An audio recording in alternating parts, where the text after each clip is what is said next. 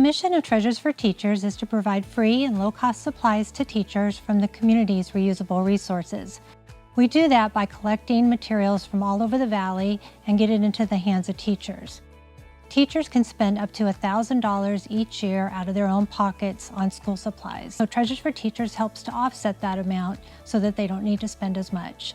So we have had to pivot during these challenging times, and how we did that was by creating hands-on learning tools for the students that were learning from home. So we would get those supplies into the hands of teachers, other nonprofit organizations, and any homeschool families, and they would come and get those supplies. So instead of the teachers coming directly here, we were taking the supplies to them. The goals that we are using to achieve through this program is providing scholarships to teachers so no teacher ever has to be turned away for the inability to pay. Sustainability has always been important to Treasures for Teachers from the first day that we started. We were getting a lot of donations that were more for thrift stores, and we had the opportunity to open a thrift store to bring more income into the organization. Sometimes things don't go as planned, and it may take a little bit longer to get it up and going. We wanted to bring awareness to our program and show people how creative we are and how we're able to reuse items that are given to us. Being good stewards of all things given to you. That might be money, volunteers, staff, or items. It is so rewarding to see a company such as Eide recognize the nonprofit industry. We plan to use the award money so that we can support the organization in order to serve teachers, especially in this difficult time.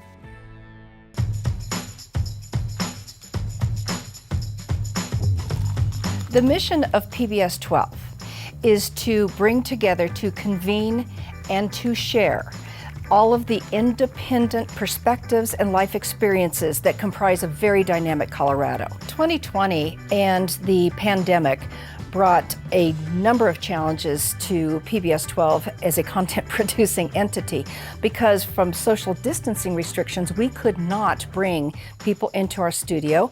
As we were developing these new ways of doing our content and doing our events, we carried with it the idea, how can we also apply this to other nonprofits that are likewise struggling through this pandemic? So when we look at building a stronger community together, we take a look at what other organizations are doing. How can we bring in a video application into that they could then use to share on their website in this era of social distancing? How can they leverage these assets that we can create for them so that they can broaden the scope of their work and broaden their reach?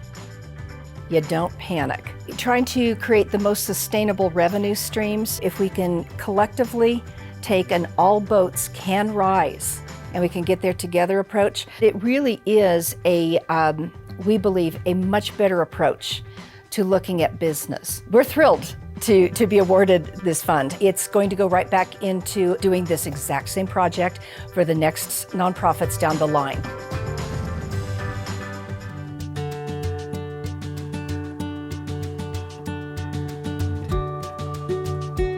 "30 or so years ago, my wife Diane and I started the foundation. Our goal is to do nothing less than change the future, encouraging, motivating, and assisting young men and women of color in the pursuit of education beyond high school.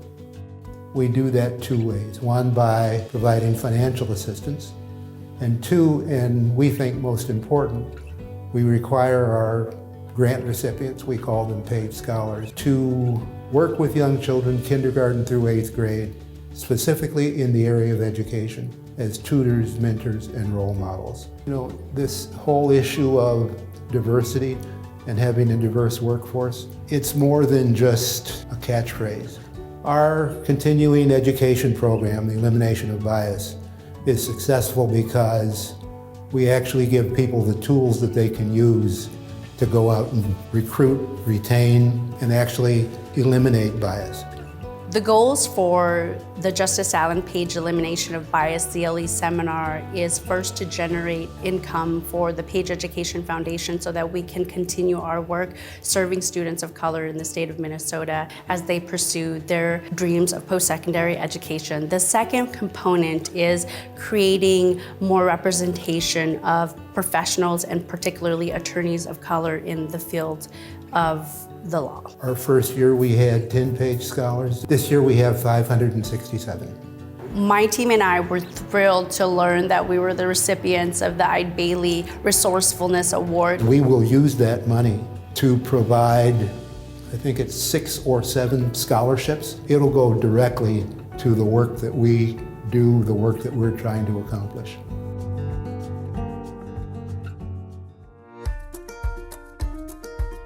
Family Healthcare is a wonderful clinic that helps serve the Fargo communities. We don't judge you because you do not have insurance or you might not be able to afford some of the services that other people might be able to afford. We treat everyone equally and with respect and dignity. We do our best to provide the same quality of care that you would expect at any other healthcare institution. When we first started trying to implement COVID-safe rules, things were changing so rapidly it was difficult to keep up. Other health institutions have been doing this for a long time, but family healthcare was not. And so obviously that required a lot of technological quick changes and all kinds of flexibility, and also an adjustment in providing care, because it's a different way. When a patient's at home, you can't just grab a quick blood check. You can't just go quick and make sure that this isn't something very serious that's very rare just by looking at it. You have to be really creative and flexible.